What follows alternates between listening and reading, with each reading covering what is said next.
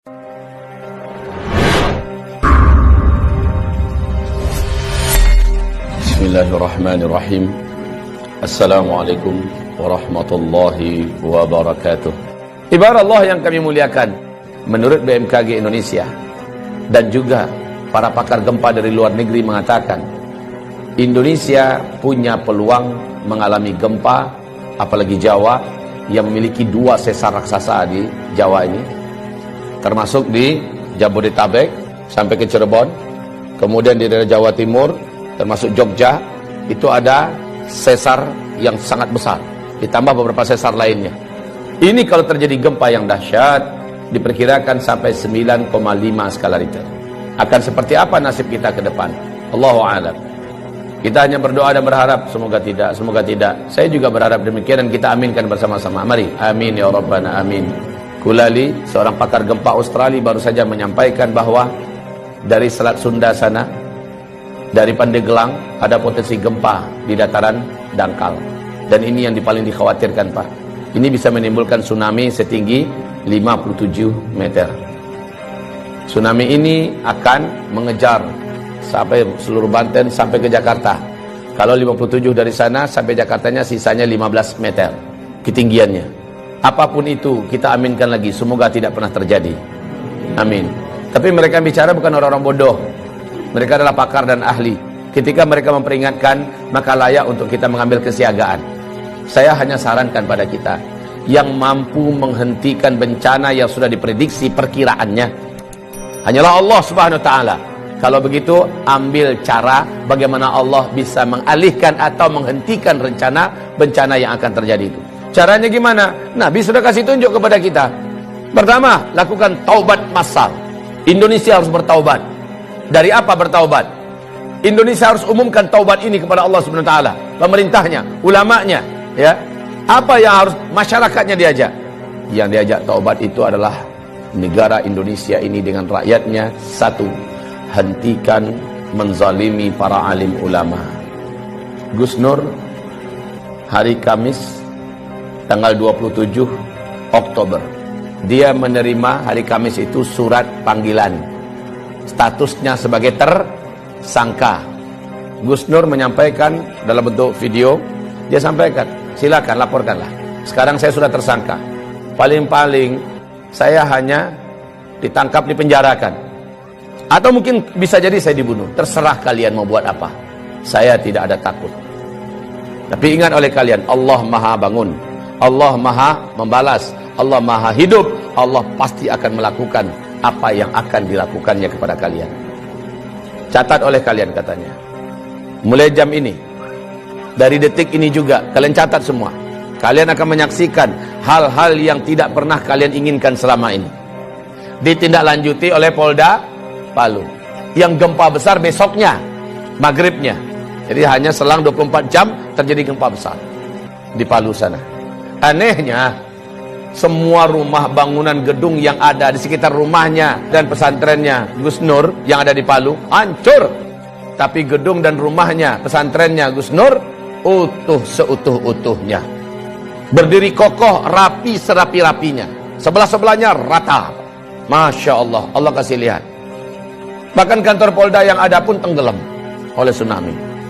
Tidak sedikit jumlah para aparat yang sampai hari ini belum ketemu. Ya Rabb, jangan sakiti ulama. Saya sudah sampaikan kepada pemerintah negeri Republik Indonesia tercinta ini. Anda berutang ke sana kemari dengan harga dan angka yang sudah sangat gila-gilaan. Dan ini membahayakan untuk NKRI ke depan. Sekarang mau Anda tambah utang berapa? Silakan tambah. Anda bangun di sana sini. Tapi dengan perilaku Anda menyakiti para alim ulama. Mereka wali-wali Allah di muka bumi ini. Mereka kekasih-kekasih Allah di muka bumi. Allah ratakan semua. Allah habisi semua yang kalian bangun. Bahkan nyawa kalian pun tidak akan terselamatkan. Ingat ini baik-baik, wahai para penguasa. Anda tak lama berkuasa, hidup Anda juga tidak lama di muka bumi ini. Jika para alim ulama tidak Anda perlakukan dengan mulia. Ibarat Allah yang kami muliakan, tidak ada rezim yang ada dalam sejarah lalu menentang para pembawa-pembawa dakwah, melainkan rezim itu akan berakhir dengan tragis. Baca sejarah, buka Al-Quran, buka sejarah bagaimana setiap rezim yang berani menentang pembawa-pembawa dakwah dengan tragis. Wa kadzalika ja'alna likulli nabiyyin aduwwa syayatinal insi wal jin. Musuh-musuh dakwah ini adalah setan-setan manusia dan setan-setan jin. Demikian Allah firmankan, yuhi ba'duhum ba'da zukhrufal qawli ghurura. Konspirasi mereka sesama mereka saling rapat dan akrab dalam rangka memadamkan dakwah, tapi pada ujungnya qul ja'al haqqa wa zahaqal batil. Kalau kebenaran sudah datang, kalau kebenaran sudah diusung dan dibawa, diperjuangkan, yang batil pasti akan enyah. Apa yang kurang dari Firaun? Puncak dan puncak kekuasaan kekuatan saat itu di tangannya. Negara-negara mana yang tidak takut dengan kekuasaan yang dimiliki oleh Firaun? Kekuasaan yang luas, bala tentara yang banyak, persenjataan yang hebat, media semuanya di tangannya, semua kekayaan ada di tangannya. Kurang apa Firaun? Dan Musa hanya seorang pendakwah biasa. Musa dengan pendampingnya Harun, Bani Israel orang-orang rakyat biasa, tapi mereka bersama Allah yang Maha Perkasa.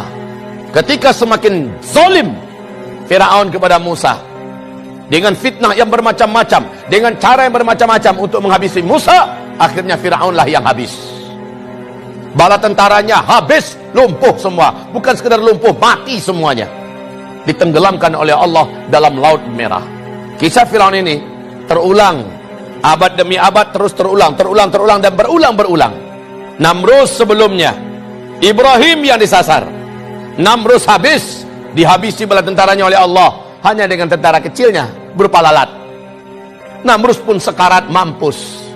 Bala tentaranya hebat-hebat, kekuasaannya yang hebat, semuanya habis oleh Allah Subhanahu wa taala ketika menyakiti wali Allah di muka bumi, yaitu Ibrahim alaihis salam, Nabiullah dan Rasul Allah, Abul Anbiya Ibrahim alaihis salam. Nabi Muhammad disakiti oleh Abu Jahal, Abu Lahab. Di Mekah dia petentang-petenteng ke sana kemari seolah dunia miliknya, membangun koalisi dan jaringan internasional kemana-mana dalam rangka menyakiti Nabi Muhammad, menyakiti para sahabat. Habis mereka dibuat oleh Allah Subhanahu wa taala. Maka rezim manapun di muka bumi ini, kalau sudah berhadapan dengan dakwah ilallah, berhadapan dengan ahli-ahli dakwah, para alim ulama, pembawa dakwah, pembawa kebenaran, Allah pasti akan tetapkan in lan tajida li sunnatillahi tabdila. Tidak akan didapatkan sunnatullah itu bisa berubah, tidak akan pernah berubah. Sunnatullah itu tetap akan terulang. Saya tidak tahu omongan ini akan sampai tidak ke telinga para pemimpin dan berkuasa yang sedang memimpin di Indonesia. Saya tidak ingin para pemimpin yang ada, rejim yang ada berakhir tragis. Tugas saya hanya sekedar menyampaikan. Saya tidak punya wewenang apa-apa dalam menurunkan azab. Saya tidak menginginkan azab turun ke Indonesia ini. Saya ingin pemimpin kita memimpin dengan baik dan benar. Roda kepemimpinan pemerintah berjalan dengan baik dan benar. Masyarakat hidup dengan makmur, sejahtera, tertanggulangi masalah-masalah berat kehidupan mereka. Agama juga terjaga dan terawat. Maka baldatun thayyibatun wa rabbun ghafur terwujud. Ini yang saya mau.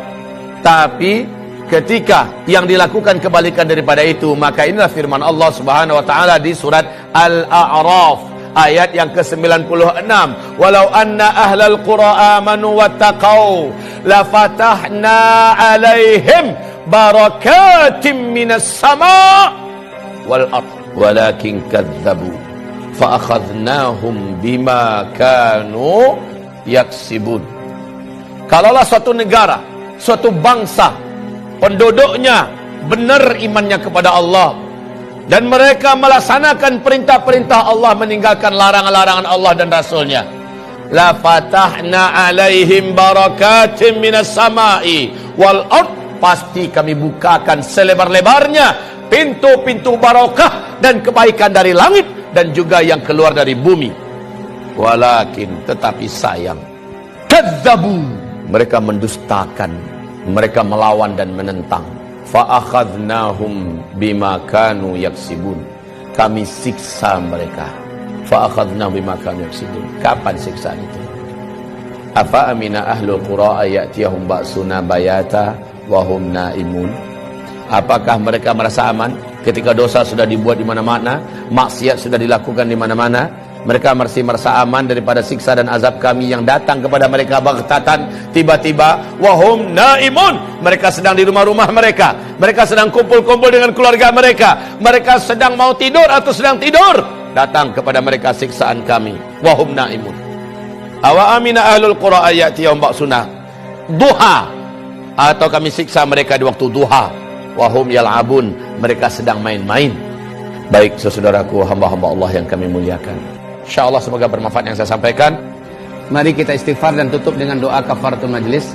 Astaghfirullah, astaghfirullah, astaghfirullah. Subhanakallahumma wa bihamdika asyhadu an la ilaha illa anta astaghfiruka wa atubu ilaik. Wassalamualaikum warahmatullahi wabarakatuh.